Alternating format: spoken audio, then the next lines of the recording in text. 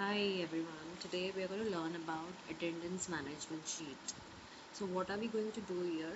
I've already prepared one. So for example, you are having number of employees. These are the numbers that has been generated by me. So this is the formula that I've used, employee EMP, and as the row goes, the number increases. Okay, and the employee name I've given the location, I have given the check-in time.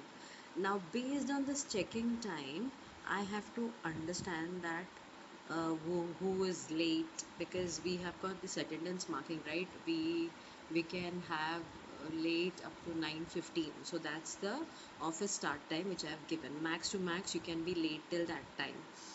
So this is just, I think, only 10 employees, the data of 10 employees. If it is more than that, you cannot do it manually, right? For that, what you're supposed to do, you are supposed to enter a formula, like putting a condition.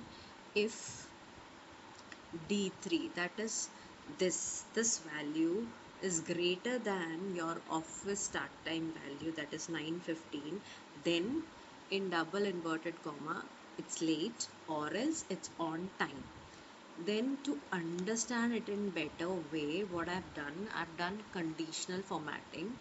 So in conditional formatting, based on highlighted cell rules, I've used text that contain.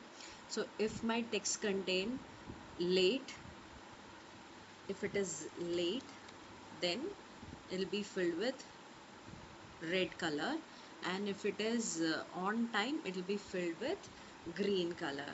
I hope this data is clear, and to beautify this, you can actually increase the size, which I've done already. So select the data, go to formatting, and increase the row height or row width. I've kept it 20, and this is the look, final look. And you can keep it the alignment centralized or whatever it is, whichever way you want, you can keep it. So these are all the simple techniques that we need to adopt as an HR.